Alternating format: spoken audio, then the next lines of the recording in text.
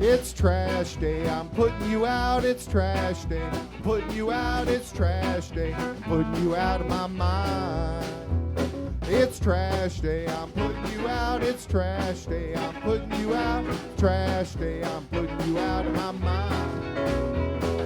Now I'm gonna clean up, now I'm gonna clean up, now I'm gonna clean up the house. I'm taking all your garbage, taking all your garbage, taking all your garbage. It starts with some beer, so you shouldn't have fear. Two garbage guys with facts, but they both still have tact. It's that time at last for the best damn podcast. It's Can Crusher Day! And welcome to Can Crushers. I am your host, Mark Martinez. I'll be joined here in a brief minute with Soup, IRS, Nathan, whatever you want to call him, as we're going to break down the second annual Pittsburgh Wrestling Classic held in Elizabeth, Pennsylvania, Court Time Sports from IWC. You've heard a few of the guys come on in the recent weeks to talk about it. We talked with Jack Pollock just this past Wednesday about his huge title match that took place last night. But before we get to talking wrestling, guys, I want to step back, open the doors up, and say, hey, thank you all. Thank you for listening. Thank you for just being part of Can Crusher Nation. Thank you for sending in questions and emails saying that I'm an idiot and Paul's funny, or the English professor's shtick is awesome. It's great when you have more people on. Just things like that. Guys, we are legit just a little podcast talking wrestling. We are a group of guys that love doing this. I always open the doors up and say, hey, you know, when you order from Collar and Elbow and you put in the promo code Can Crushers, capital C and Can, capital C and Crushers, we get some money kicked back, and we do, and it really does just pay for the podcast. This is just us expressing the way that we want to talk about wrestling. It's a way to keep us all in the business, and we love having all the fans come on and say stuff via emails and stuff. But I'd like to open the doors up to you guys as well. If you'd like to come on the show and talk a little bit, you know, I can give everybody some time. We just pass some numbers out, you know, via Facebook that, you know, I won't give to anybody else. I mean, come on, I have Al Snow's number. I could have broadcasted it right now. I have some other numbers that are going to be coming on the show here in the near future. We can get this worked out that you guys can come on and have a little bit of a piece and say about something as well. I want Can Crusher Nation not just to be two guys sitting by a table. I want to open this up to everyone. Everyone has a voice. Everyone can get to say something, and that's what I want. I want to share this experience with you because, one, for me, it's fun. I love talking wrestling. I don't care if it's with a guy on a corner, if it's with the English professor, if it's with Soup, it's with Chad. Come on. That's what I like to do. I can talk wrestling with Jenny Plummer. I can talk wrestling with Al Snow, Chad Miller. It's just fun. It opens up, and it's all a big way of saying this is our niche. Guys, there's times that I would love to do something huge. I would love to do video, but I love the voice aspect of it. So are we going to go video? I'm not sure. I'm just telling you where we are. We are a little podcast opening doors up to anyone that wants to talk wrestling. We're not going to sit behind a desk. We're not going to, well, I am sitting behind my old kitchen table that we've converted into now my podcast table. I just want you guys to know that if you want to be heard, I'm opening the doors up. Come join Can Crushers. Be on Can Crushers. Let's talk wrestling. That's what makes it fun. We can get this. I have the technology to call you and make this happen so you can come on and do a spot. I would love it. It would just make it more better. Correct that, English professor. it would just make it fun. So, guys, that is what I want to do. Reach out. Let's open this up. Let's make this fun. That it's just not two guys sitting behind talking to wrestlers. Oh, I'll do that on my spotlights. Don't get me wrong. The spotlight is something, Al Snow, Jay Bradley, Chad Miller, and I have all kind of created. And to keep running with that with OVW, throw it in Asylum's face, throw it in IWC's face. Let's talk to some legends. Let's do this, let's do that. So I love the spotlight. There's times that you'll hear the English professor come on, or maybe Soup will come on, or Chad will get to do some that we've talked to in North Carolina. Whomever. Paul was on when we talked about beer. Imagine that. But I'm just saying, this section on Sundays, I want to open up to you guys and come on and let's talk. This is to anybody out there. Jason Dixon, Kayla Thompson, Bradley Ruthers. And I mean, come on, that's the IWC group. How about Kayla Yorns, Zane Yorns, Cyril Yorns? I mean, the list can go on and on. I can continue to name some wrestling fans and Imagine. More in OVW. Come on, let's just open this up and make Can't Crush Your Nation a fun podcast. I don't compete with anybody. I don't need to sit behind a counter and say, hey, I sponsored this, or I work for here. No, I'm a garbage man that loves to talk wrestling, guys. Let's make this fun. Let's not compete. Let's keep wrestling how it's supposed to be. Freaking entertaining. And that's what my podcast is about. All right, guys, I'm going to take a quick break. And then we're going to wrap back around. And we are going to have the IWC recap. Wrestling. A love and a passion we all share.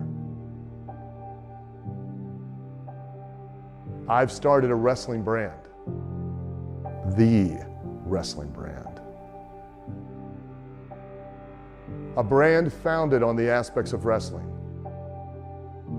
Two entities working together to create a product that connect emotionally for people everywhere. Collar and Elbow is the brand. Passion and love for wrestling is the drive. I am Al Snow, and this is Collar and Elbow, the wrestling brand.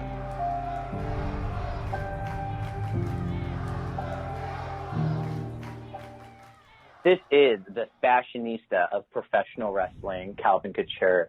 And I'm glad you're listening to me, but I don't really know why you're listening to this podcast, but whatever, they paid me a lot to say this. So enjoy Can Crushers, I guess. And welcome back to Can Crushers. Joining me right now is IRS Soup, my cousin, a big friend of the family, your family, just like Mambo Italiano. How are you, Nate? I'm doing great, Mark. How are you doing today? Good. I just said off air that you look great today, too.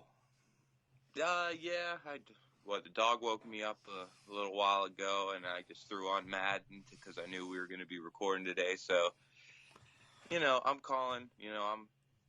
I'm not in studio, so the cameras won't catch me today. Right. I don't know if you went to the Carriage Inn or anything after, because we kind of separated right after wrestling last night, but you look like you went to the Carriage Inn.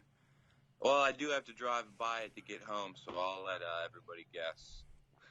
I heard a lot of funny business. I was talking to a few guys already that were there. Bradley Ruthers got made fun of, and he is taking it to heart. Aw. He's an IWC loyalist. Yeah, he looks goofy. Yeah, he acts goofy, but he's a good guy. So hopefully it all gets fixed. I didn't hear anything, so I don't know what all's going on, but hopefully it gets taken care of. I did not stop. At one point I was going to, and, some stuff came up that I had to get home to take my 3-hour nap before we started recording the show, so I did not stop. I did get the good graces from Mrs. Can Crusher that January, she says I have to stop. So I don't know if I'm going to be sleeping in my car that night or if I'm going to be staying at Dan Hooven's or wherever, but she's like, you got to go to one of these. And I'm like, all right. it's going to be after my favorite event, the reset button. Yeah, I'm excited for that event here next month, so I'm down to go. Who knows what kind of hijinks we'll see. Who knows if Sandman will show up and pour a beer in my mouth again. So, yeah, I might be in the mood for the carriage, and that's for sure. It might just be Jack Pollock, the way he was drinking last night as well. Hey, I want to give a shout-out to Plummer, though. What a softball arm that was. Yeah, he looks good. He's a pitcher from way back. Oh, hell yeah. All right, I guess we should get into the second annual Pittsburgh Classic. And, again, it lived up to its name. IWC doesn't take any months off. No, every month is a great show, great crowd. Definitely got to give it to those guys in the ring. They put on a great show. So the pre-show started, and just found out this morning it didn't actually end up on Facebook because some issues happened. So thank God we were there on time, and we didn't have the English professor with us dragging us down. Oh, yeah, because we would have missed a great high-stakes title match. Once again, awesome job by IWC, though. They put it on the main show, the free-for-all match. So, if you in the crowd, we still got it. So, it was still good. And your boy came out, and he was ready to defend his title. He was. Dan Hooven comes out, and it's just supposed to be Dan Hooven against Mambo Italiano. But right before Hooven announces what the special stipulation is, Black Diamond Ace Perry just shows up. And the person in front of us said he looked like a young Scotty Polo / Raven. And I believe he did with his hair. Yeah, the hair looked good. It kind of reminded me of like Motley Crue or something like that, like, an 80 hair band. The way it looked, Mambo came out with his Italian flag. Hooven brought out a U.S. flag. We thought it was going to be a flag match. But then out of nowhere, here came the Black Diamond, and he has a good look to him. Was able to pitch to Hooven to make it a three-way, and Hooven, being a fighting champion, said, yeah, I'll do it, and he ends up getting the submission win and keeping that title. Yeah, Hooven, the MMA star that he is, using submissions the last 2 weeks. And you touched on the flag match, and I want to see a flag match. I really do. Mambo kind of got boned over in this, so I'm going to defend him. Even though Hooven is my boy, I'm going to defend him. He kind of got boned over, so maybe the reset button will help him out next month. But I don't know, Plumber. If there's somebody that you always ask me, would you like to see somebody brought in? Yeah, let's bring in Corporal Kirshner to have a flag match. Mambo against Corporal Kirshner. I'm with you on that. That would be entertaining. And Mambo, he's a cool guy. But, yeah, you said, I think he does deserve some kind of rematch because, it's supposed to be one-on-one, him and Hooven. Who knows if Hooven was in on it with the Black Diamond to do this whole three-way, because then he beats the Black Diamond and Mambo's out of the pinfall submission. So, I don't know. That caused some controversy, if you ask me. Yeah, I'll defend my boy. He definitely wasn't in on it. Hooven's just that great of a champ that, anytime, any place, anyone. All right. You are right. Yeah, he's brawling. He's making this high-stakes title. He wants to bring prestige to it. So he is doing a great job. I'll give him that. Yeah, because the Schloed that had this title beforehand, and I'll probably take that comment back in a bit, but the Schloed that had this title beforehand, the stipulations were just all over the place. Well, we saw a lot of firsts, that's for sure. I remember the Canadian rules match, the eccentric match. It was interesting reign. So we're on to the main card, and what a way to start off the main card with the Battle Royal. This Battle Royal is what got Johnny Patch noticed last year. And we get some new people in this match. We have Thick. We have a couple other ones. But, of course, we have a favorite right now. And go ahead, because I see the look on your face. You can't wait. I love Test Tube Baby. That was my favorite. Love Test Tube Baby. I remember there was the model. He had his perfume. He was a new guy. Who were some other ones? I wrote down Thick because it was big and Test Tube Baby. Those were my two favorites. Those were the two that stuck out for sure. But then we had, regulars, Man Dime, Jamie Jameson, Sexy Calvin. Heart, Jason Tyler. Calvin. Oh, Calvin. yeah, Calvin. Calvin was in Looking it. great. Looking great. He looked good. Steak and Eggs, Xander and Bulk. Vegas. Vegas. Mambo. And, Hooven came back out. Yeah. So it was a who's who battle royal. One thing we did notice, no RC Dupree. Yeah, and that was like, wow. Yeah, we were surprised he wasn't thrown in there because he wasn't scheduled for a match going into the event. So we thought he was just going to be thrown in the battle royal. That was just something odd that we noticed. One thing as we go through this battle royal, somebody didn't get in, but somebody also didn't get tossed out. So is the battle royal legit still going on? The bell rang, so I'm going to say no. But yeah, there was a lot of controversy, a couple of the spots. Vegas wanted Lebanon Dawn, Joey Moses. We thought he was going to wait till the end, wait till the last person, and maybe try to pay him off. But Vegas, he wanted a piece of the Lebanon Dawn after last month. So yeah, Lebanon Dawn never got in. Vegas kind of eliminated himself, but in the end, the bell rang, and we do have a winner. And we had two winners for a moment. For a moment, yes. Because Xander thought him and Bulk Nasty were going to share the trophy. He even got costumes. Yes, he did. He brought out he had a steak costume, and he went to give Bulk the eggs. But in the end, Bulk destroys the trophy, throws Xander out, and Bulk Nasty is the winner of the second annual Pittsburgh Pro Wrestling Battle Royal. And Bulk got his face bloodied up by an IWC original. Yeah, he had a good gash over his eye. I didn't catch who got him. Who did get him? I thought it was Chest that hit him in the corner. Like just a stiff, yeah. Wow. We haven't seen Chest in a while. He had a good long high stakes title run for a while. Maybe he's trying to get known and get back into the hunt for a title or something. But yeah, wow. But what a good look to win the Battle Royal with that gash over your eye. It made Bulk look good. And then a sign from Andrew across ended up on our side, and there was just blood dripping all over the sign that Andrew carried around.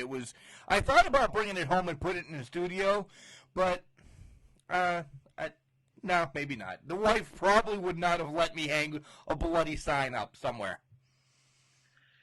Maybe put it in a case so that the blood wasn't just out, put it in like a... Oh, to preserve the blood. To preserve the blood. Yeah, it would be cool because, if Bulk goes somewhere, if this starts a big launch like it did for Johnny Patch, that could be worth something. You never know. Or it could be used for DNA testing down the line because he is a walking crime scene. He is, and like we said, Johnny Patch won it last year. His career took off the year afterwards. Bulk getting a lot of good fanfare reaction there, and let's see where this goes. Wardlow is out of the company. Bulk's probably the biggest guy now in IWC. Go wreak havoc. All right. Next matchup is where we divide a little bit here. It's Dylan Bostic against one of my favorites, all-time favorites, Jimmy Nuts, as kind of a return match from last month and then the month before, where Jimmy ended up having a concussion. We talked to him. If you go back and listen to the recap of the show, talked to him before we did the show, talked how his concussion was, this, that, and the other. But to this match, Bostic steps out and gives me shit right off the bat. Literally gives me shit as soon as he gets out of behind the curtain. Yeah, he comes out, and he has his trusty chair and also a golf club, and he didn't even get to ringside. And he came up to you on the entrance ramp, and yeah, you can just tell he was not in the mood. This is a bitter rivalry between Nuts and Bostic for the last 3-4 months now. So he wasn't playing around; he was ready to go. And Jimmy looked great, though. Like, all cobwebs are out, and this match was technical for, 5 minutes, and then there's nut shots, no pun included, all over the place, chair shots. This feud is not over. I'm not sure. It was technical for a little bit. Then they get out into the, ringside there. They kept breaking the count, going back out of the ring. So, yeah, there was no love lost here between these two. But in the end, Jimmy Nuts, the feel-good story is going to continue. He gets the win, moving on. And I think he's moving on in this rivalry because I did see something on Instagram yesterday. There's a picture of Bostic on his Instagram right at the moment he's talking to you, and the caption is, "My last match in IWC is tonight." What? So he's tried this before. He's gone on the mic after a match, says he quit, comes back the next month. So who knows? Take it with a grain of salt. But I do think the rivalry's over, whether Bostic's going to stay or go. Well, for this go-round, the rivalry's over.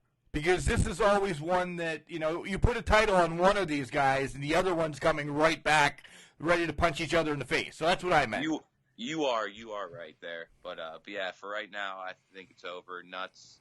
Let's see if he moves into a title scene or if he's got something else going on. I'm telling you, I think he should slide right in. There's a lot going on. With this card. Next year, there's a lot of potential, that's for sure. Then we come to another one of our favorites, Raylan with Calvin Couture against Katie Arquette for the women's title. And for a hot second, and I'm going to get called out on this for what I'm going to say, and I thought Katie was going to win because she had her in that crossface. Thank God LeBar comes out and loses his shoe. He couldn't find his shoe. That's all he was looking for.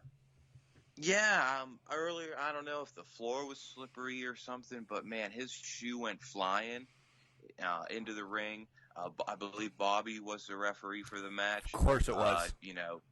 Anything can happen, and that'll distract that guy. So, just luckily for Raylan, LeBar was happened to lose his shoe at that moment. She did tap. Maybe. No, she didn't tap. No. Her hand. I didn't see it because I was looking at LeBar. So, you take that with a grain of salt also. But in the end, Raylan was able to shock the IWC world and keep her title. Her hand fell asleep. She didn't tap. She was just waking her hand back up. Did you see it was when you taped get that up? needle feeling? Yeah.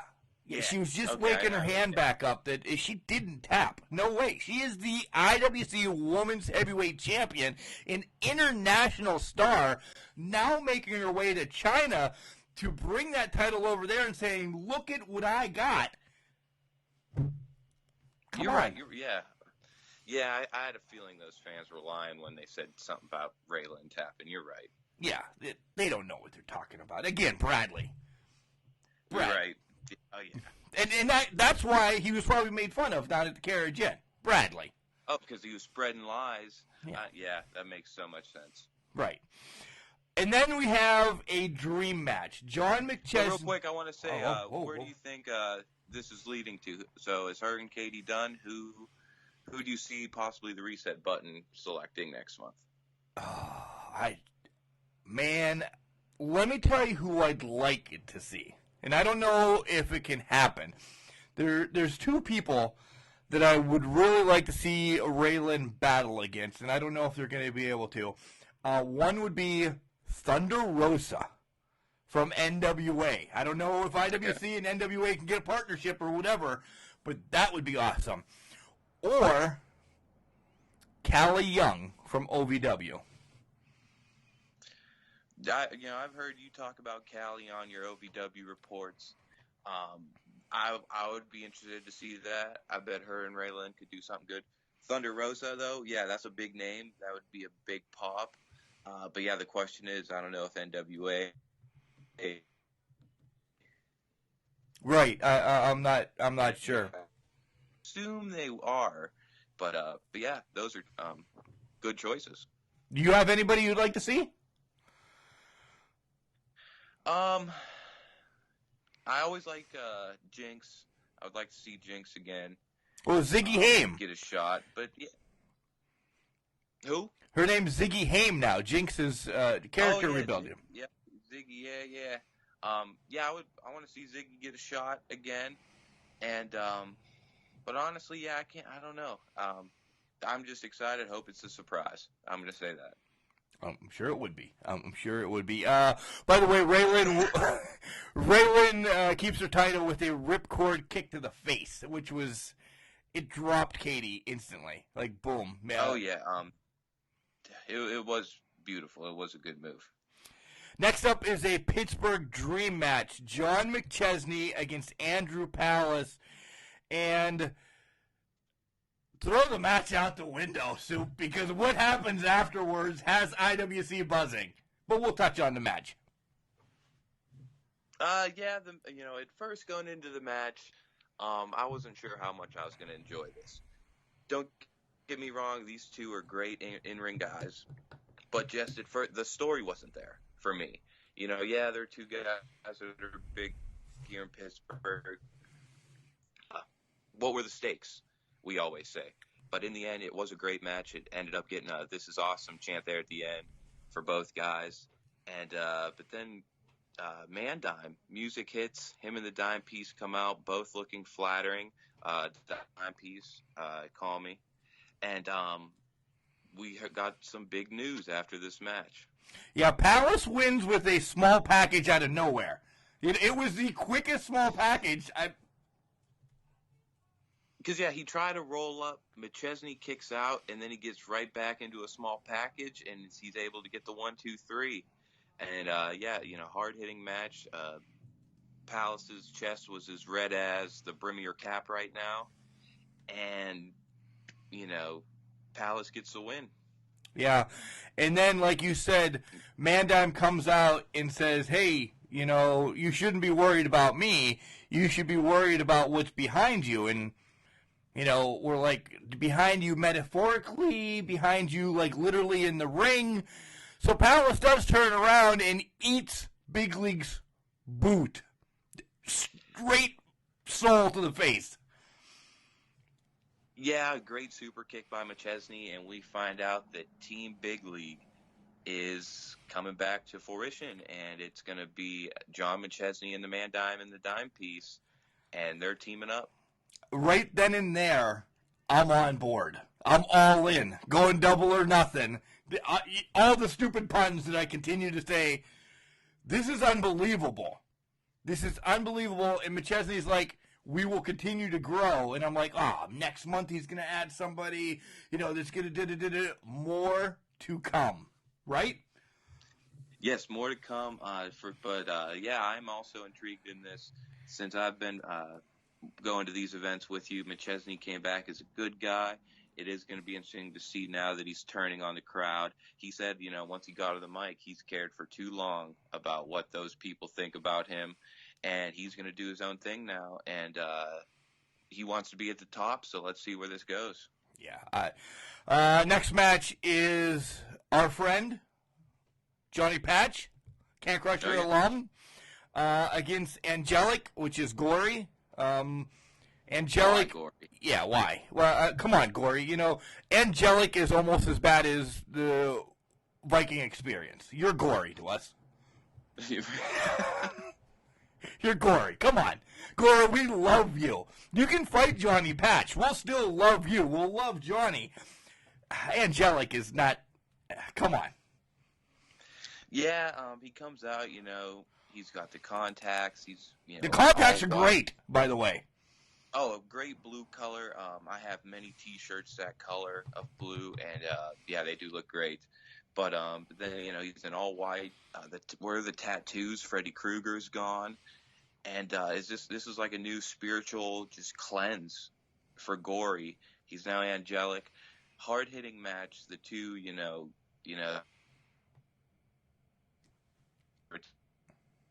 at one point, for Gory, is disqualified. Yeah, just a powder in the face. Who knows why? he's out to hurt Patch. He doesn't care about the title. It's deeper than the title, it must be. But still, he hasn't talked. We don't know what made him become angelic. So we'll see where this goes leading into next year.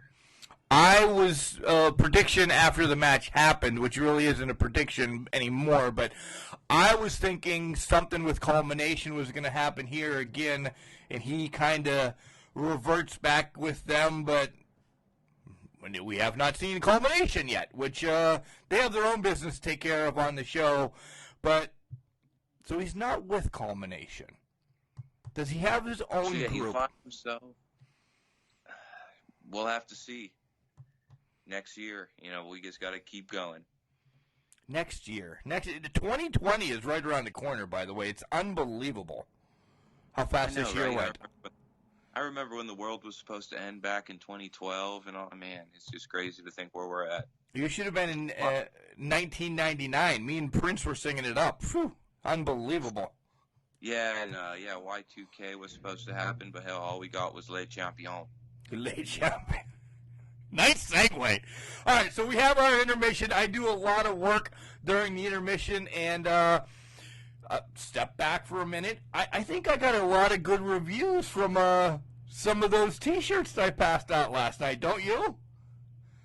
Yeah, the Can Crusher T-shirts looked great. Almost as great as collar and elbow gear. If you want to get 10% off your order, put in the promo code Can Crusher, capital C for Can, capital C for Crushers. But yeah, you did work. I was too busy in the concession stand. I had about 5 pieces of pizza and chugged about 4 Gatorades. So, but you were putting in work, and I'm excited about my Can Crusher T-shirt. I heard everybody was loving the ones you were passing out. That's for sure. Yeah. All right. So we have David Lawless against Officer Dan. Taking on Slade and Nystrom. This match was freaking fun. It was unbelievable. Before we get to it, David Lawless called Slade Helen Keller at one point because of the headgear that he wears. And that comes to, it wraps all the way back around later on in the match because... Yeah. That's rough. That's a rough. I mean, hopefully he asked this before because that's just bad. I can't even do an analogy because I'll get myself in trouble again with somebody. So regulators are a down and dirty group. They'll play dirty. They'll call you names, and big night for the regulators, by the way. But here, they were able to come in. It's Lawless and Murphy, and they get the win on the young team of Nystrom and Slade, who look good again, But regulators. We thought it was going to go right into the tag team titles match, but it didn't. And regulators get the win. They leave, and then all of a sudden, music hits again. Yeah. Here comes John McChesney and Dime. Yeah, and they look locked and loaded with the dime piece by their side right off the bat. And McChesney's like, hey. And Slade looks at him. Hey, you should turn around too. Wha-bam! Nystrom turns on Slade. This is now where I'm coming to. Rips the headgear off. We didn't know, because I don't completely dive into everybody's personal life except Calvin's. Slade actually has hearing aids. So, all right, people, put 2 and 2 together. David Lawless calling Slade Helen Keller. Helen Keller was deaf. It's on the same thing. If he's not going to get shit like I got shit a couple weeks ago for making a snide comment, good, bad, or ugly, come on. This isn't as bad as Jim Cornette or anything. So hopefully they worked it out in the back, but Slade actually has hearing aids. If PC 2019 is bad, that's PC 2019. You are right. We'll see where that leads to. But yeah, we didn't know about the hearing aids. Maybe that's part of the reason he probably wears the headgear. But yeah, Team Big Lead gets another member in the young Zach Nydstrom, who's been a fan favorite for the most part here. And it'll be interesting to see how he can go here as a heel. And that team's looking good. I'm sure him and Slade are going to have a match coming up here. And we said before this match, these two look great. They do. But the character building just hasn't been there yet. So now Nydstrom joins Team Big League. So that should help build him. Already. Slade now, we learn about the hearing aids. That could get people behind him. The way that they turned on him, he could get a nice baby face run here if he's built right. So these two young guys, the potential's going up for them, that's for sure. Yeah, they both, you said it, they both have the look and everything's there. Nydstrom, come on, Team Big League is a main event type of group right off the bat. I mean, there's no pussyfooting around with these. I mean, you have an icon in John McChesney. You have one of the best young upstarts in Mandime. He's going to say that he is the star, but come on, 2 years into business, 3 years into business, he's got potential out the ass. And Nystrom only being in for a year is just right behind me. I mean, they are young, they're hungry, and they have a leader like John McChesney. I think they need one more, Soup. I think they need one more, though. I think they do as well. And then, they can run roughshod in 2020. So, there's definitely a good leader to have behind them, a veteran for, decades. Yeah. So, this will be interesting to see what 2020 brings for them. Our next match is unbelievable. It is Atticus Cogar against Sean Phoenix in a stretcher match. Guys, this story has been being told over a year and a half now. Phoenix, all the injuries and everything. Remy and Bourne are sent to the back right off the bat. So I'm all right with that. I'm like, well, maybe they give it a fair shot. Soup, there was a door right in front of us. 3 millimeters in front of us that we thought we were going to die. Oh, yeah, that door was right on top of the barricade right in front of us. I felt bad for the nice blonde woman that was in front of us. She was going to hide under it. I was like, I don't think you want to do that. Oh, no. But yeah, these two, this was a year in the making. This was, they have bad blood, literally. Bad blood for one another. And, we saw weapons, we saw the stretcher being used, we saw parts of the barricade break apart in front of fans. And, but yeah, Phoenix was able to, you said Remy and Bourne were in the back. Phoenix had, the momentum coming near the end of the match, and we see the culmination ended up coming out, and we had a big return that helped Cogar get the win here in his former partner, Otis. Yeah, Otis comes, and not stupid Otis from Heavy Machinery. My God, that would have pissed me off. Otis, Paul? Yeah, Paul. No big return from him either. Otis from the culmination, again, a year and a half now, probably had his face melted, and he's back. Looking good, by the way. The face rebuilt. Yeah, he looks like his old self here, so, let's see where this goes. We said Team Big Leads need 4 members, because, Culmination, they got 4 members, and they're not afraid to beat the hell out of you, so, now that they have all 4 guys, they could also have a big 2020. So, where does Sean Phoenix go after this? Hopefully he can get some more retribution after being outnumbered. Does he build a team together himself to take on the culmination? So we have different avenues this story can go. Yeah, head over to our Twitter, as there's a little clip of this match where Sean Phoenix gets skewers pounded into his head. Oh yeah, that's an old school thing. We've seen Cogar do this a couple times. He did it to Hooven, I believe, in the past.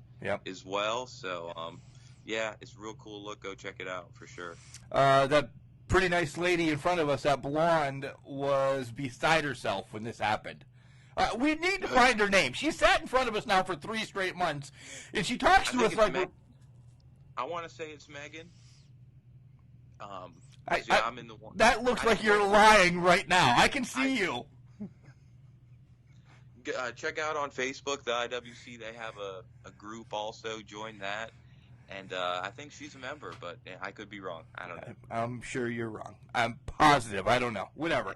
Megan, if that's your name, please we'll have the English professor reach out to us. So the next match is the IWC Tag Team Championship match. The North, who's also the Impact Champions, takes on the other half of the Regulators, Chris LaRusso and Jock Sampson. And on the way out to the ring, you let Jock know that Ohio State was losing at this point. Yeah, I was nervous. I am an Ohio State Buckeyes fan. They were playing for the Big Ten Championship. I checked the score before this match because I know Jock he's an Ohio boy. He's a Buckeye fan. He's got a tattoo. And, he does have the tattoo on the arm. Shout outs to American National Tattoo here in Imperial. I have a nice new Yankee tattoo on my forearm. Go over to my Facebook, Soupgeist, if you want. Check it out. But yeah, back to the plugs everywhere this week. Yeah, I'm looking rough. My brain's running. I don't know. But anyways, the Regulators looking good. Upset of the night probably. They beat the North, bring the IWC Tag Team titles back to IWC for to their roster. So, but we did hear at the end of the match that the North, they bring out Santa Claus. You know, Christmas is coming, and all they want for Christmas is a rematch. And I think we're probably going to get that next month because Santa said, "Yeah, I can do that." Let me first stir the pot, and then we'll get to the North, okay? Because there's so much to talk about with the North. They are so damn good. Kayla Thompson has it right. They may be my new favorite tag team. But I completely lost train of thought. So the Regulators win both tag team matches tonight. The main event is locked and loaded at their WWE Performance Center tryout. You know, they're getting down and dirty in Orlando. So I don't know what's going on with them. They're not there. So now you have Regulators against who would be the number one contenders? The other Regulators, right? Yo, wow. Yeah, I didn't even think of that. Wow, that would be an interesting match for sure. Wow, I'm blown away. I don't know what to say. All right, it wasn't that. You're making it way too out of proportion. All right, let's talk about the North first of all. Ethan Page, once again, I talked about this last week at the WrestleCade, has a hell of a weekend. This guy is, Andrew would say, is what we love about wrestling. He does his work in the ring, but when he's on the apron, he is still entertaining the F out of us. You tell me one thing that he did stupid. Nothing. He was on fire last night.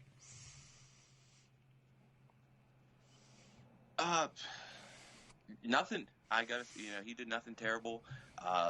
His work in the ring, his body looks great. His, crowd engagement is there. And yeah, it was definitely one of the most entertaining matches last night. That's for sure. And he could sing and dance. All I Want for Christmas, or whatever the hell was it. Santa Claus is Coming to Town. I don't know what song it is. Santa Claus was coming to town. Yeah, he can sing and dance. He moves like Elvis. He hit those notes. I got to give him that. Swerving and jucking and jiving. The hat he had on was awesome. And but yeah, I want to see him back. Give him a rematch. They're entertaining, that's for sure. One more thing, and I'll probably get punched in the face if this guy, when they do return.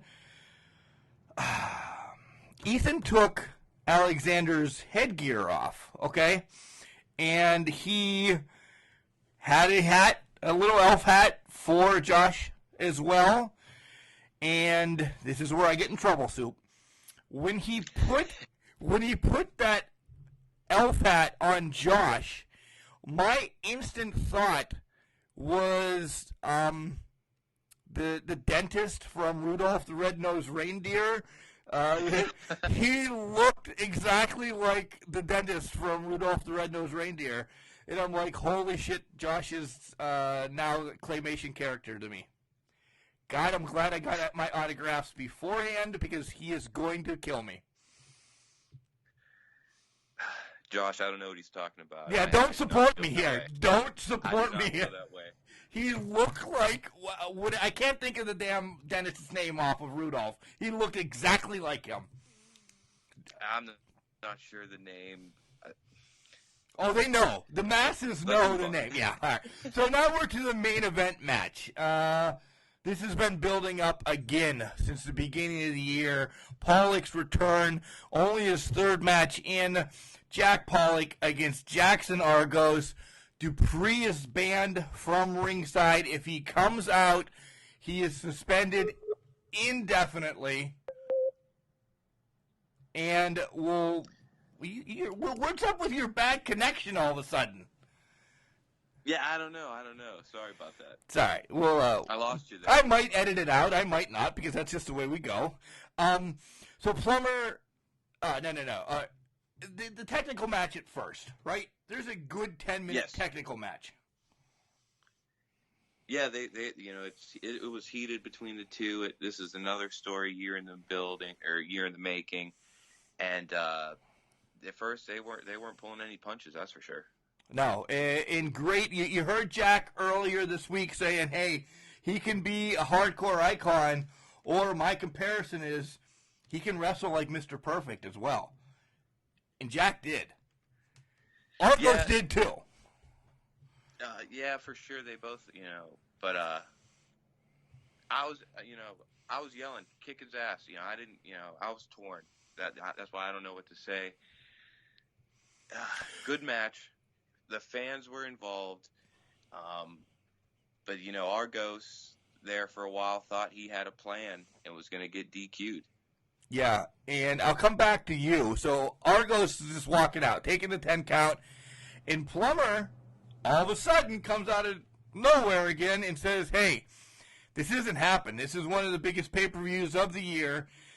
I don't really like the guy in the ring either, but you're going to get your ass in there. No DQ match. Let's have it." And then the kitchen sink comes out, more or less. Everything is being used. And the toilet seat. And the toilet seat. Again, go to our Twitter because you see a little clip of Pollock putting Argos through a table, which was 2.5 feet away from us. Oh, yeah. Bad blood going through wood, using steel. Pollock had a good gash over his eye, just like Bulk did earlier in the night. And they brought it to each other. Trash cans, trash lids. They're can crushers in their own rights. But in the end, the feel good story happens. Jack Pollock is the new IWC World Heavyweight Champion. And you can see that from the thumbnail that we use this week's show, as it's Jack and I directly after the match. He smelled like Straub's Brewery, by the way. I know he was drinking Bud Light, but he drank so many so quick and dumped so much off him, I would have gotten a DUI if I would have been stopped from Elizabeth the Ridgeway last night. Just from rubbing against him for my picture. Yeah, he had one hell of a night, that's for sure, but I bet he had a smile on his face when he went to bed last night. I'd be still sleeping with that IWC title right now. Hell, if I was him, I probably wouldn't even went to bed. Who knows? I haven't talked to him, so maybe he didn't. All right, Soup, let's give this our grade on beers. What do you think this pay-per-view for IWC was? I'm going to give it a full 6-pack. Yeah. I might be biased because I love IWC, but yeah, another great show. Lived up to the hype. With the I Network, the IWC pay-per-view network, they're going places. Like Plummer said, before the show, he came out to the ring, him and Jenny, and he thanked the fans for coming, and he let us know the records they broke, the build of that network now this year. I think he said 4, maybe possibly 6 now of their full-time superstars have been signed to big promotions, whether it's AEW, WWE, all those. So they're going places. You had Plummer and Jenny on Spotlight, and they said, all the puns were out there. They were going all in, all out, double or nothing for 2019, and they did it. Show after show, we're intrigued. We are coming back wanting more. The crowds get bigger and bigger. They said they're breaking attendance records. I can go on and on. 2020 is going to be another big year, I think. The one thing I pulled from everything Plummer said for 10 minutes, which, thank you, Justin Plummer, for finally admitting it, that Jenny is the boss. I poke him and prod him all the time. And when I talk to wrestlers on the Spotlight, I want to see if they're going to say it too. Plummer finally said it. Jenny's the boss. He's just there to maybe he can't look better than Jenny. Maybe he's the beef of the family, because Jenny is just sweet and sassy. Don't get me wrong, though. I would love to see Jenny come out and be the one that got Nargos' face there and tell him it's a no DQ match. Don't tell me that wouldn't be entertaining. And especially if she came out in that Heartbreak Kid Christmas sweater. Sweet chin music, Argos, bam! Boom, that would be great. And, you said she's the boss. You can tell she gets that boss money because she can buy that sweater and all that. And Plummer's out there looking like a schlode. Go, Jenny. Go, Jenny. I couldn't agree with you more. 6 out of 6 for this. And it only leads to my favorite IWC pay-per-view, Reloaded with the reset button, January 18th. That weekend is actually pretty big because I think that's Royal Rumble weekend too, if I'm right or wrong, because I don't have it up on my screen right now. So you could have Reloaded on Saturday night, Royal Rumble on Sunday night, Mark's calling off Monday, and just gonna have a hell of a weekend, because those are my 2 favorite pay-per-views of all time. Reloaded for IWC, Royal Rumble for WWE. I couldn't have a better weekend. I'm with you on that. Royal Rumble is my favorite as well. And yeah, since I've been coming to IWC, that Reloaded event, surprises happen, shocking moments happen. What a way to kick off the new year. So, if you've never been to an event, this is a good one to go to. That's for sure. Hey, Soup, let's take a little bit of a break. Do you have some time to wrap this up with us and talk a little WWE, AEW, and so on and so forth? Yeah, I got nothing going on. I'm still looking like hell, so, you're waking me up. So, yeah, the more I can talk to you, the better, because then I'll be ready for the rest of the day. All right, we'll be back. Jake Roberts grinded a front face lock on the grappler.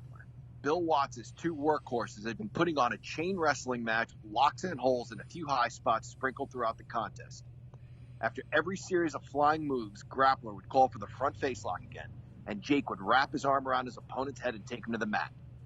During one such exchange, the 2 participants tripped over each other's feet and hit the canvas, with Roberts still holding on to the front face lock. The crowd reacted to the Grappler's head and neck being jammed into the ring. The Grappler was slightly stunned but otherwise unharmed. Embarrassed over his miscue, Roberts sprung to his feet. It was okay for the bad guy to trip and fall, and if it drew some laughs, fine. But a good guy could not be seen looking that foolish. Aware of the crowd reaction, Grappler did not move. Instead, he called for the pin. Once both wrestlers were in the locker room, the Grappler told Roberts, "I don't know what that was, but you got something there." He encouraged Jake to try it again at the next house show. The second time Jake administered this reverse bulldog, he gave a slap on the back for emphasis, and the crowd reaction was louder than the first time. The Grappler told him to use it at the next television taping and give it a name. Roberts thought about how rats die instantly after eating DDT and how the Grappler was instantaneously rendered unconscious following this devastating maneuver. Thus, he named this new move the DDT. There is no record of any wrestler turning a front face lock into a pile-driving finisher before the grappler and Jake Roberts accidentally invented it in Lake Charles, Louisiana. Does this mean the grappler and Roberts were the two most innovative wrestlers or gifted athletes of that time? The fact that they tripped over each other's feet suggests otherwise. So, which era had the best wrestlers? That answer depends on when you were 12 years old. We all love the era of wrestling from our childhood, but can we really say that one era was better than another in terms of athletic ability? The beauty of pro wrestling is that we may be able to answer that question. Unlike other sports, there is almost no age limit on a pro wrestler's career. Sure, football players and baseball players retire and return, but if a pro wrestler is still living, there is a chance he or she can get back in the ring and do the things that today's wrestlers are doing. Many of Rick Steamboat's contemporaries hold the Dragon in the highest regard and consider him the best to ever wrestle. Ric Flair has stated that Steamboat could have done any of the wild flips we see today, but there wasn't a call for that in the 70s and 80s. But is that true? Could Steamboat have done some of these incredible aerial moves we see now? Why not? Suicide dives are commonplace today. The crowd erupted when Jimmy Snuka got a running start and flew over the top rope onto Don Morocco on the arena floor in 1983. Only a year later, Superfly didn't need the running start as he jumped from a standing position over the top rope on a Rowdy Roddy Piper. Speaking of the Superfly, he and Magnificent Morocco took the steel cage match to a new level in 1983. Snuka had actually jumped off the top of a cage as early as 1980, but missed Bob Backlund when the Princeton graduate crawled out the door to save his world title. But 3 years later, Snuka squashed Morocco in the most impressive aerial wrestling move we had ever seen at that time. Decades later, Jim Ross said, "What Jimmy Snuka showed us in that one singular move is that if you're proficient in your craft and you're good enough and you've got the goods, there's really no limit to what you can do in our business." And that's the point. There really are no limits to what can happen in pro wrestling. Pro Wrestling Illustrated and its sister publications routinely engaged in hyperbole. In one 1985 issue, the writer insisted that after Sergeant Slaughter defeated Kamala, there was a celebration in New York City with a parade, bells ringing, and taxi drivers blaring their horns. I lived there, and I can tell you, no such thing happened. Taxi drivers may well have been blowing their horns in traffic, but there was no parade. However, another issue featured Hulk Hogan on the cover with the quote, "We're the greatest athletes in the world." Whether or not the Hulkster really said that, the sentiment is at least arguable. Maybe former ball players now serving as coaches and managers will take a little batting or fielding practice for fun, but they certainly won't compete in the game like, say, Arnold Skolin, who put his suit on a hanger and jumped in the ring to team with Snuka or Backlund. And while the outcomes are predetermined and wrestlers are not trying to hurt one another, it's still a live athletic performance with no retakes. Before the Red Sox ended their championship drought in 2004, Pedro Martinez and his Boston teammates had been consistently asked about the curse of the Bambino.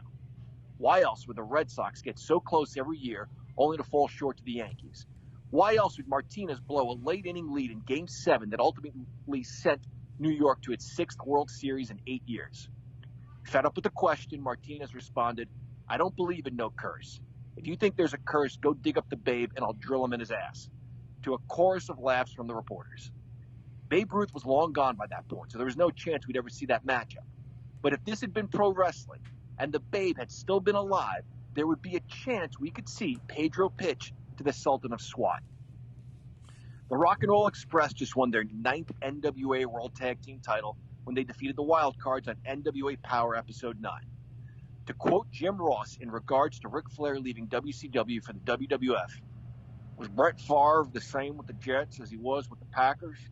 No, but he still had something left in the tank." Was this the same Rock and Roll from 1985? Were these the same guys who feuded with the Russians and the Raging Bull Manny Fernandez and Ravishing Rick Rude? Not by a long shot. Did they still have something left in the tank? Absolutely. The match was okay, certainly not great. But on an episode of AEW Dynamite at the ripe age of 63, Ricky Morton jumped over the top rope and hit a sunset flip into a sit-down powerbomb, what the kids are calling a Canadian destroyer these days, and on Santana before flying through the ropes for a suicide dive on Ortiz and Guevara. If he did this at 63, imagine what he could have done at 23. Morton also got put through a table by the Inner Circle. But it isn't just the wrestlers of my beloved 80s who have shown that they can still go. Mae Young was nearly 80 years old when she was getting thrown off the top rope through a table and was taking headbutts to the vagina from the Dudley Boys. Many of today's wrestlers have been paying homage to the previous generations of wrestlers in a more subtle way, but in an appropriate way. Rather than CM Punk delivering an elbow from the top rope for a 2 count, rather than the Revival hitting the heart attack on Matt Hardy for a kick out, Damian Priest delivered a razor's edge that would have defeated Killian Dane had the Bruiserweight not broken up the pin. The double dropkick would have won the tag team titles for the Rock and Roll sooner had Latimer not saved his partner. And Colt Cabana just won the NWA National Heavyweight Championship from James Storm using a version of the Lou Thesz press. This shows us that, in a way, pro wrestling is a timeless sport. We've seen that what worked years ago can still work today, and that the best wrestlers of yesteryear could have done what wrestlers today are doing. Could Babe Ruth hit today's pitching? What would Jose Altuve do to a Cy Young toss? Who knows? Perhaps those are unfair comparisons. We can't really know what would happen if Argentina Rocca squared off against Ricochet. We can't know what kind of match we'd see if Lou Thesz wrestled AJ Styles. But the reason we can guess and imagine what would happen in these matches is that we've had proof that wrestlers from different eras, when given the opportunities, can do what wrestlers from just about any other era can do. So which era of pro wrestling is the very best? This one, right now. That's because the DDT has been invented. It's because Jimmy Snuka jumped off the top of the cage into the ring, and Mick Foley was there, and one day had the idea to jump off the cage onto the arena floor. It's because the Lou Thesz press can still win belts. It's because in terms of athleticism, there's more to see now than ever before. And there will be more to see 10 years from now or next week when wrestlers do their best to make sure you see something for the first time. I don't love it all, but that's not the point. The point is that Jim Ross was absolutely right. There are no limits to what you can do in this business. In today's English Tip of the Week, let's look at action verbs, helping verbs, and linking verbs. An action verb describes an action and what the subject of the sentence does. Run, skip, jump, hop. A linking verb links a subject to the words that describe what the subject is. Linking verbs do not describe actions, they describe a state of being, to feel, to seem, to be, and to become. A helping verb adds emphasis and describes the possibility of something happening. May, must, could. Let's look at an example of each. Jimmy Snuka flew off the top of the cage. What kind of verb is flew? Action, linking, or helping? This one should be pretty obvious. Flew is an action verb. Example number 2. Bret Hart is my favorite wrestler. What kind of verb is? Is a form of to be. Therefore, is a linking verb. It links the subject, Bret Hart, to words that describe what the subject is. My favorite wrestler. Example number 3. You must be the United States champion to be deemed the number 1 contender to the world title. What kind of verb is must? Must describes the possibility of something happening and helps the verb be. So must is a helping verb. And with that, class, you're dismissed. Hey, this is Jack Pollock, the IWC Hardcore Icon. You're listening to Can Crushers Podcast. If I like it, you should too. And welcome back to Can Crusher. Still joining me is Soup, as Chad is, 1, he's hunting, and 2, he's under the weather. So I don't know which one's more important. Probably the hunting, as long as I get some of that deer meat that's coming his way. That's all I'm saying. Yeah, if he's anything like my dad, yeah, hunting first, health second. Or third. Or third. Yeah, or third. But yeah, good luck to him. Hope he gets something, and I hope he starts feeling better. Yeah. So let's dive right into the Wednesday Night Wars, because that's where the meat of wrestling is right now. Come on, let's stop pussyfooting around about Raw or SmackDown. We'll get there, but let's start with AEW. Is that all right? Yeah, that works. Like you said, yeah, Wednesday night's where it's at right now. AEW is a hot topic, being new, and after building into Survivor Series and after Survivor Series, WWE kind of said, hey, NXT is our number one right now. So, Wednesday nights, yeah, I'm always watching. Let me stop right there before we get into the actual show. I was talking to the English professor a couple days ago, and let me get your take actually on air, as I should have did the English professors as well. NXT is, I don't flip. All right, that's what, I don't flip personally. If I'm watching this one, I'm watching this one. None of this flipping business, whatever. I have to watch AEW live because, let me give you my point and see if you agree.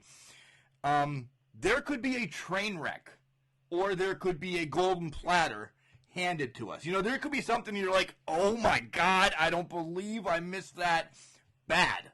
Or, holy shit, so-and-so came out, and I don't believe he's on AEW now. I want to see that live. NXT is still a subsidy of the WWE. They could tell me that it's going to be Adam Cole against Kyle O'Reilly, which I'm waiting for. I want to see that. Oh, yeah. That could happen, but you know what's going to happen. The one that I said the most is Adam Cole against Keith Lee is going to happen. Keith Lee is going to beat the living shit out of Adam Cole until the title's on the line, and then Adam Cole's going to win. Guys, if you don't believe me, that's the way it's going to happen. It's built up that way. I don't know what the hell Jericho, MJF, Private Party, the Lucha Brothers are going to do. And that's why I have to watch AEW live. I'm with you on that. AEW being new, personally, yeah, I do flip back and forth between the two, but AEW is the first choice I have. Because, you never know what's going to happen. NXT, yeah, they can have a surprise. Yeah, somebody from Raw can come down. Yeah, somebody from SmackDown can come. But, in the end, you could always throw it on the network and watch it still. But, yeah, just AEW, I'm with you on that I want to see their surprise first before I see NXT's surprise or counter. Right. So, if you had, again, I'm asking all the questions that the English professor and I talked about prior, but if there's one thing about AEW you could change right now, because it's not perfect. There's two things that I don't like.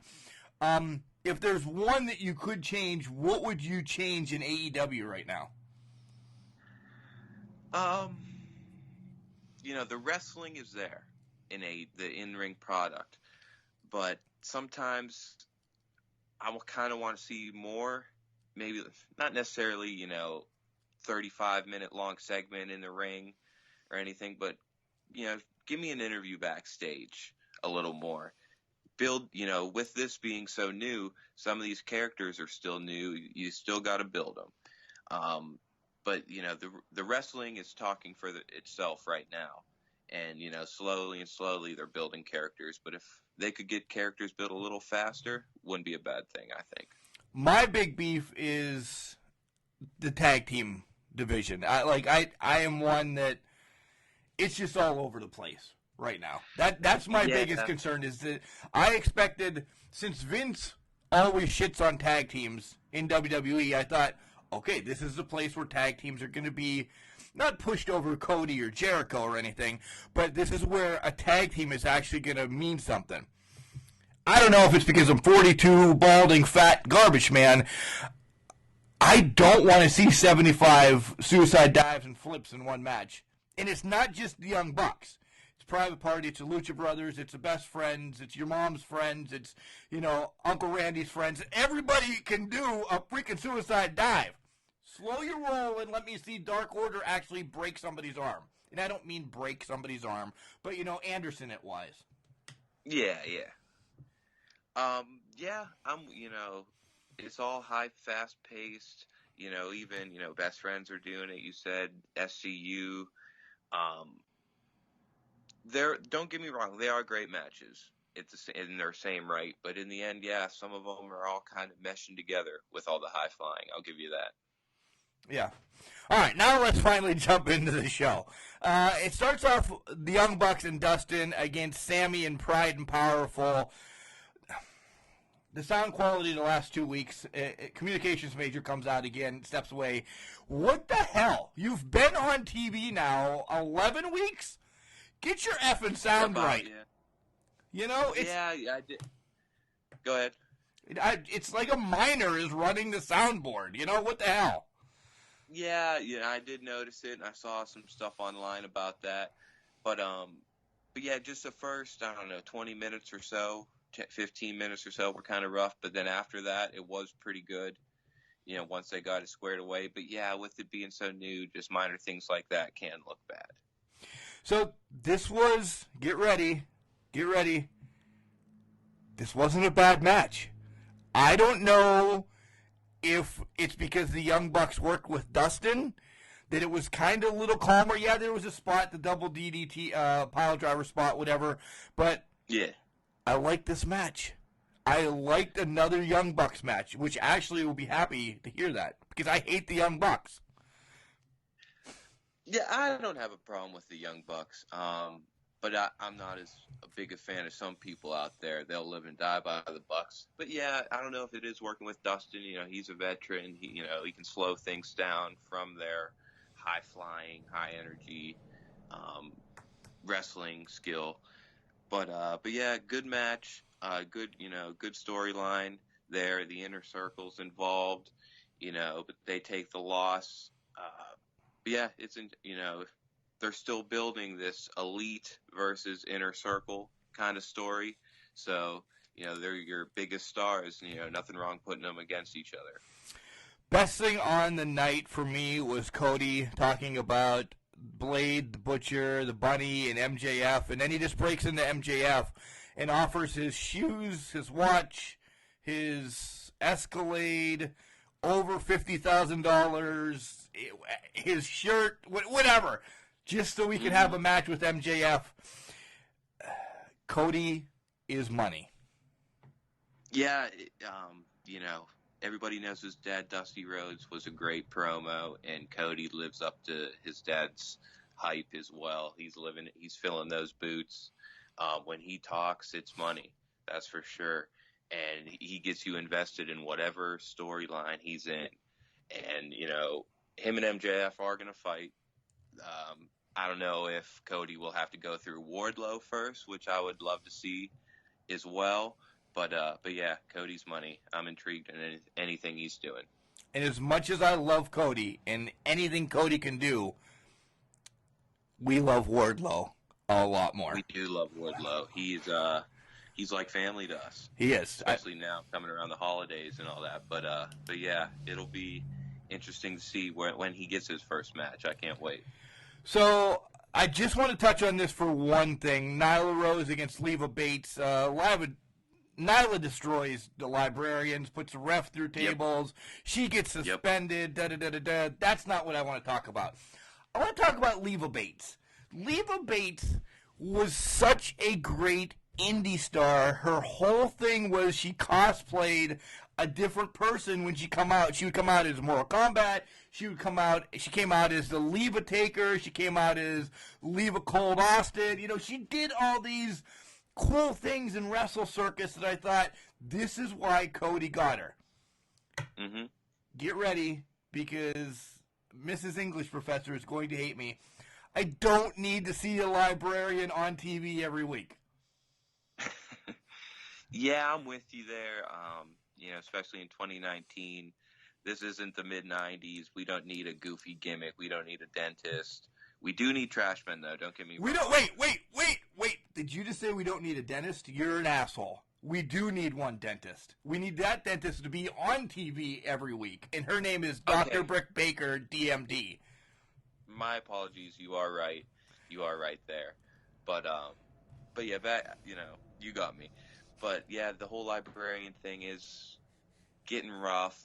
There's no potential there. It's an easy squash match when you see them out there. But you saying about Leva Bates, yeah, she had a great run on the indies. I don't know if you remember, WWE had her at one point and just called her Blue Pants. Yep.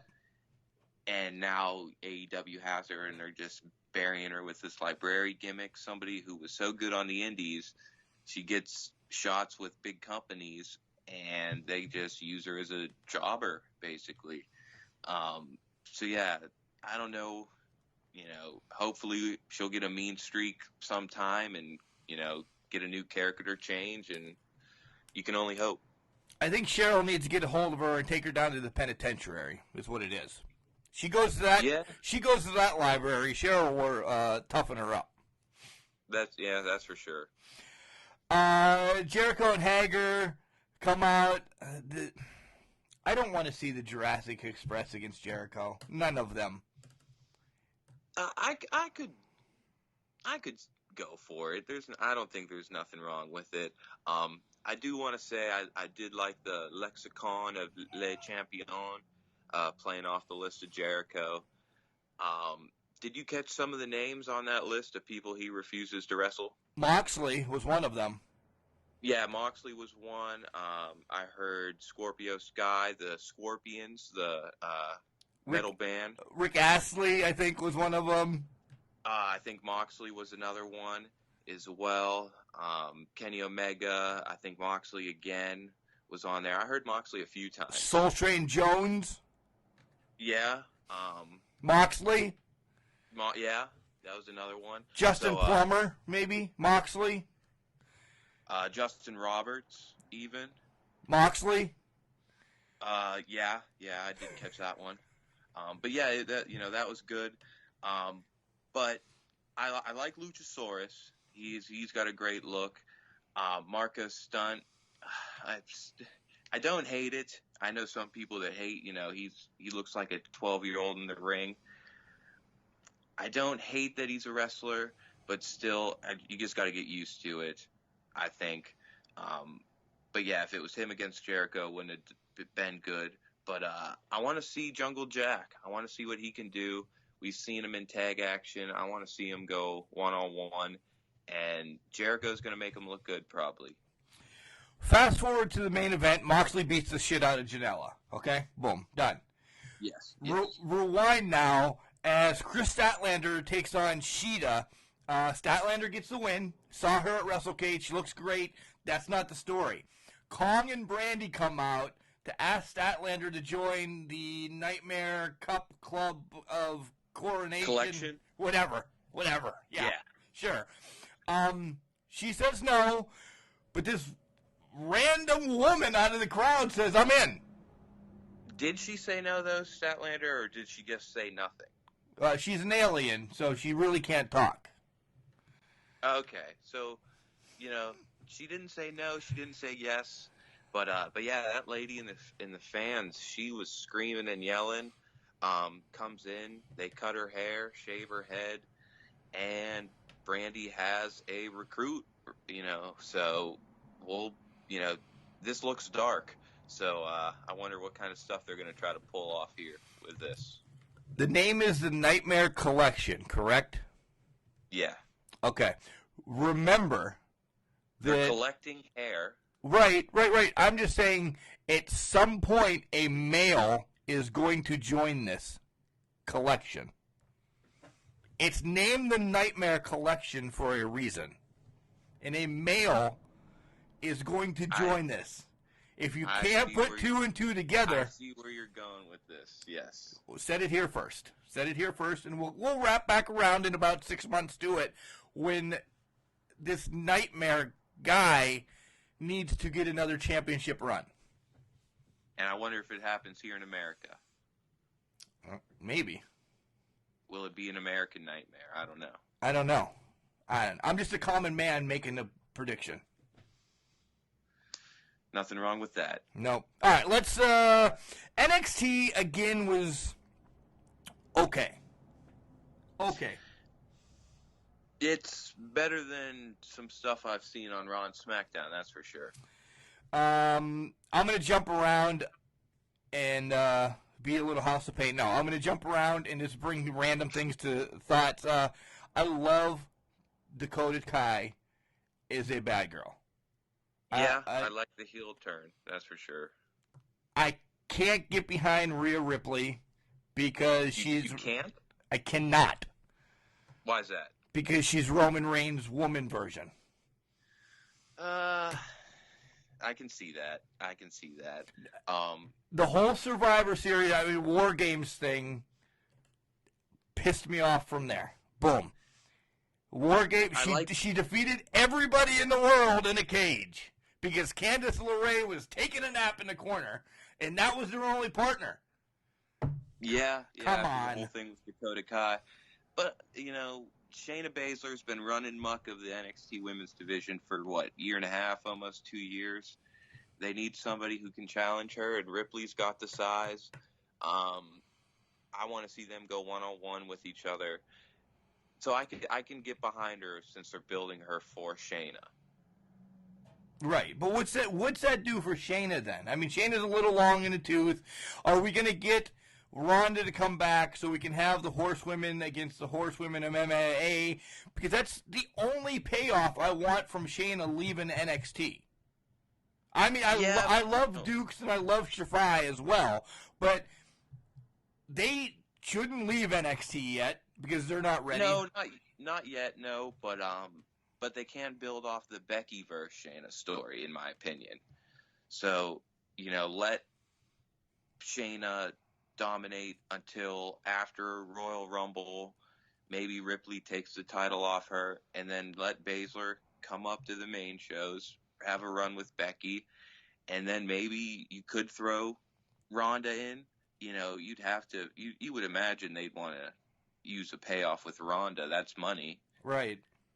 So I don't know. I can get behind Ripley though. The main event of this was the Undisputed Era minus Bobby Fish because he was injured, air quotes, I don't know, against Keith Lee, Dijakovic, and Ciampa.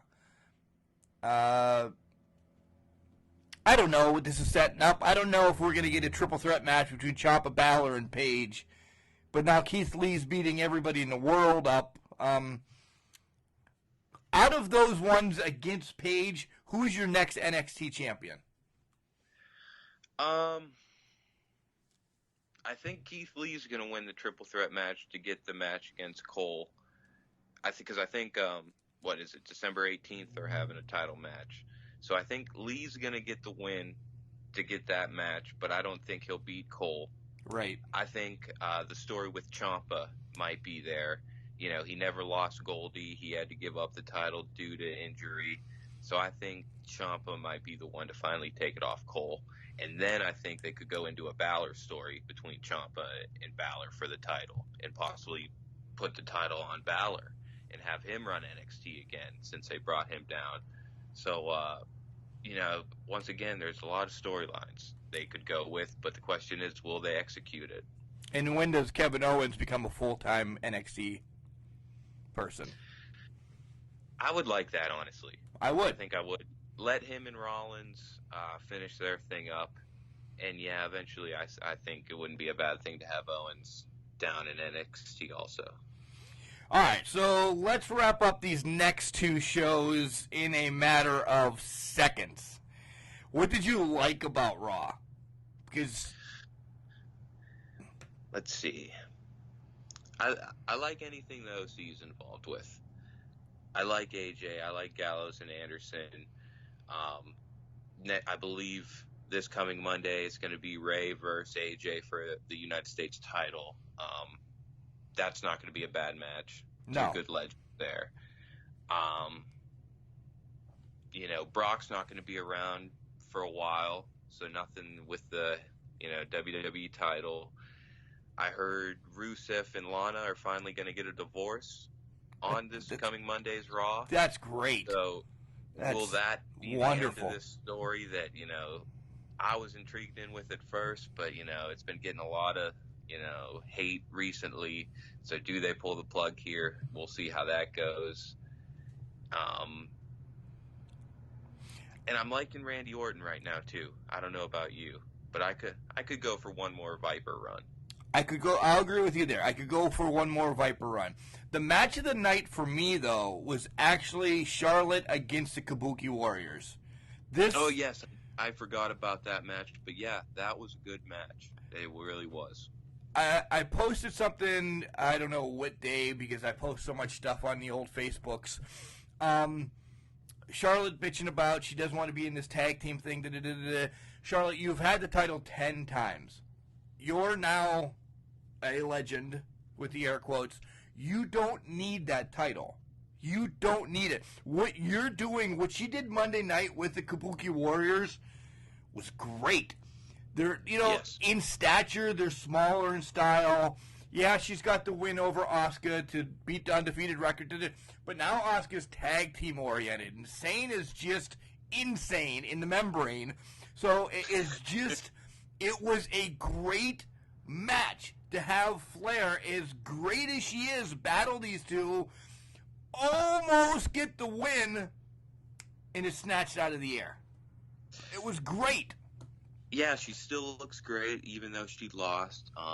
She was able to dominate the tag champions by herself, and just eventually, the numbers games got to her.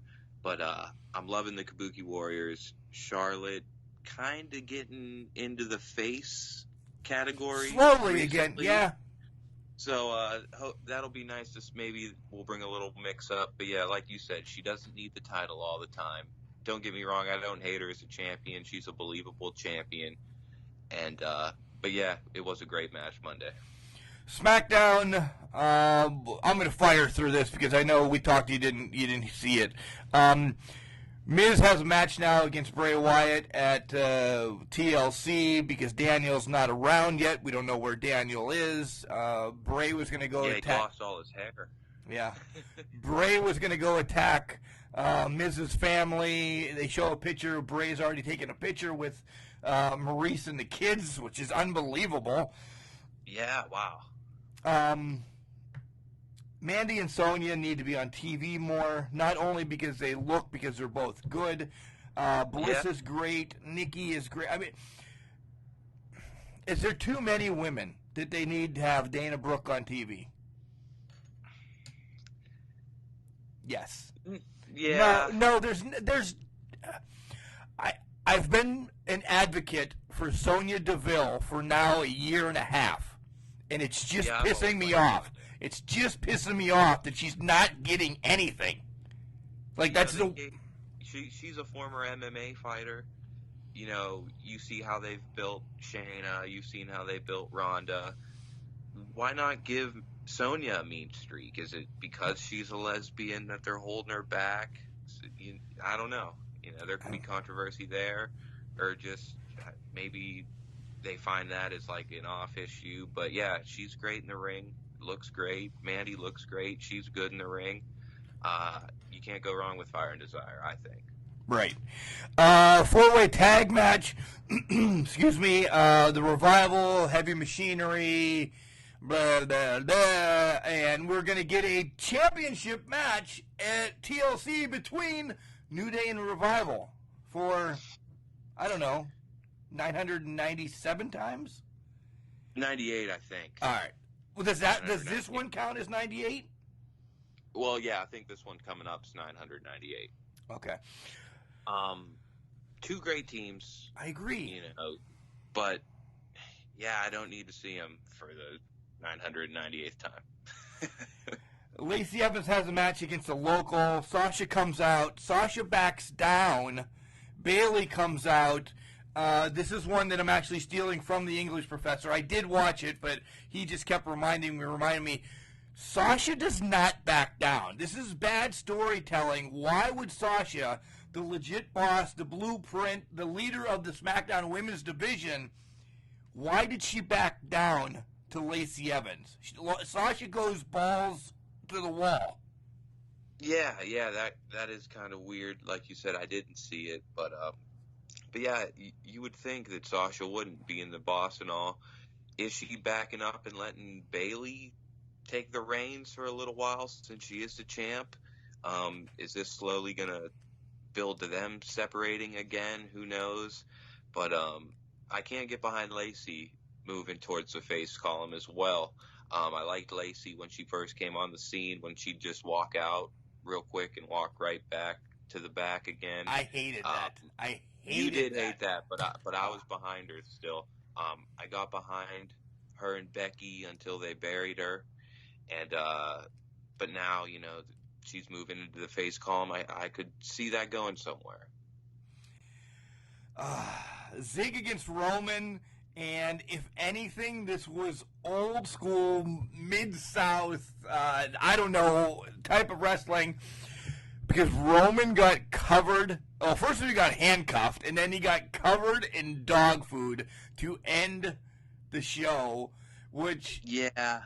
I text the English professor at the same, like, they crossed in the mail. We put effing awesome to end the show. And I normally do not say that about main event shows at all, but to have him covered in dog food with this old school thing, it was good. It was an old school feel. You and the English professor, that's your thing. I laughed. I did see it this morning, right before we started recording. And I still wanted him to spear the dog mascot. I was waiting for the dog mascot to get speared. But yeah, I did hear they're going to have a TLC match between each other. I don't think anything's going to be hanging above the ring. I think they're just going to be using tables, ladders, and chairs. Oh, my. Yeah, exactly. Remember when it was TLC and stairs? Remember that one year, a couple years, like 5 or 6 years ago? But yeah, anyway, so is that the only match right now that's announced for TLC? I think Bray against Miz has officially been announced, and then AJ against Randy. Okay. So yeah, without Brock on the card, I guess this will take the place as one of the main events. Roman and Corbin. People are starting to get behind Roman again since he's come back, and everybody loves to hate Corbin. So this could be a good way to get some people behind Roman. Yeah.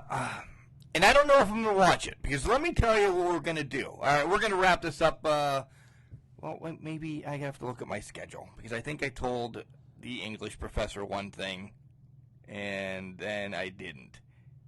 Yeah, no. All right, we're not going to wrap it up, because I'll let you say your goodbye, because I have another segment that I have to do. And see, I've even forgot. Notes. Notes. So, all right, do your shtick, and...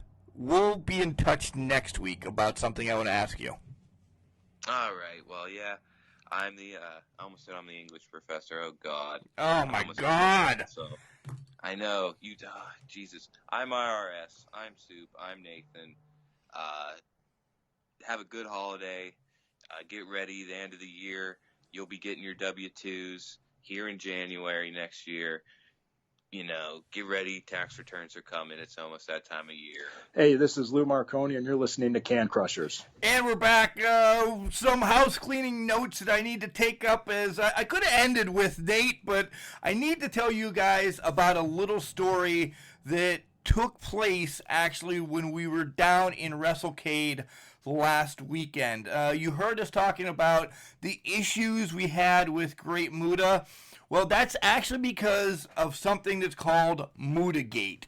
All right, let me tell you this, because our friend Tracy Myers, that is the creator of WrestleCade, finally opened up about what happened, guys. And I want you guys to know this.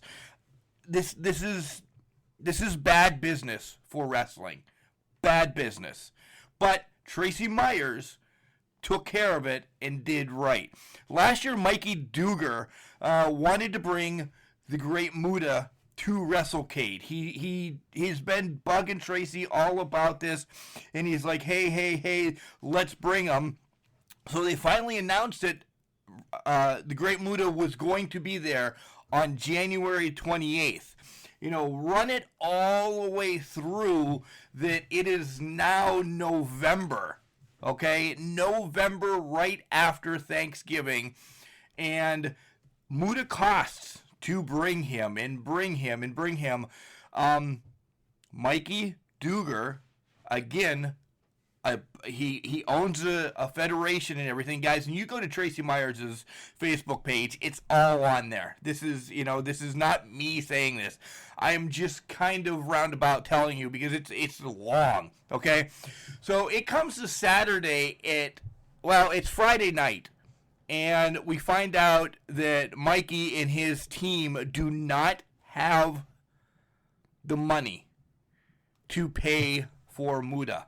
and they are now not sponsoring him. Tracy gets a phone call from Sonny Ono saying, without this money, Muta's going to sit in his hotel. So Tracy, in the middle of the night, after the Supercard, after the Showcase of Champions, has to scramble to find this money to get things happening. And we're talking 5 figures, not $5.50. We're talking an amount of money. Overall, in the excess of like $15,000 is what Tracy had to take out of his bank to pay Muta to get him down for FanFest. There was always something off about what was going on. At first, he wasn't showing up, and then, you heard from the VIPs that got back about, there wasn't much going on. His costume wasn't there. He didn't have pictures. All of a sudden, we got pictures that were signed by him. There was always just something going on with Muta, and we didn't know what it was. Well, it was Tracy deflecting an asshole promoter that didn't step up when he was asked to, when he set all this up. That's my words now. Tracy did not say this. I did. Now Tracy is, in debt to Muta. He paid him, but now Tracy is now $15,000, short of pocket. The cool thing is, wrestling fans care and love about people that help support the business. Tracy Myers is one of those people that help and support the business.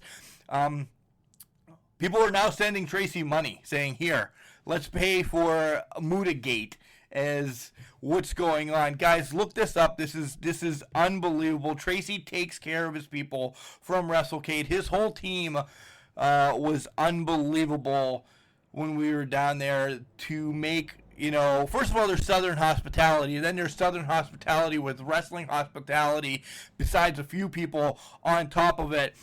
Again, I will continue to push WrestleCade because it's ran by this man, Tracy Myers, and I can't wait to, when things settle down, have him on the show to talk about a lot. But look up Muta-gate and see what's going on, because it's unbelievable what Tracy had to do to get Muta to come out of the hotel. Next thing up, to wrap up the show before I get into our shtick, is what in the hell is going on with ACH? He's gone from WWE because of a t-shirt of Jordan Miles and calling it all crazy, and we touched on that, and now he's going back to other places. And just yesterday he tweets, I hate pro wrestling. I hate you shitty fans that think you know it all. More importantly, I hate snakes in the industry. None of you all would never say anything about me to me. You all can go screw yourselves. I'm canceling my shows and I'm quitting pro wrestling. Listen, that's straight from his Twitter, from his tweets. He's tweeting this. There's more wrong. I hope we don't read something down the line in a couple months or so, if he actually is quitting wrestling, about something going wrong with ACH. I know wrestling can be a dirty business. You heard the stories from anybody and everybody from long ago. You could hear some from even indie stars now about what's going on. But I think there's bigger issues to be fried with ACH/Jordan Miles. Guys, I'm going to ask you to just keep them in your thoughts, because I think there's something going on. But, all right, it's been a long show. We covered IWC. We touched on all this stuff. Next Saturday, December 18th in Clearfield, Pennsylvania, I will be making my second in-ring announcing job for Code Red Wrestling and Asylum Pro Wrestling. And it's a benefit show for the Yorns family. Guys, you can still get tickets. Come to the door and get tickets. It's called A Christmas for Our Own, a benefit for the Yorns. Again, Code Red Wrestling, Asylum Pro Wrestling. Saturday, December 14th, showtime at 7 o'clock. Clearfield County Fairgrounds, Expo number 1. And maybe we'll find out some more matches later on this week. But, come support them, as you can go back a few shows ago and listen to Cyril, who stepped up and come on and told us all about it. So that's the big thing that we're doing now. And then after that, guys, it is the holidays. We might not have a spotlight or two because it's Christmas and New Year's.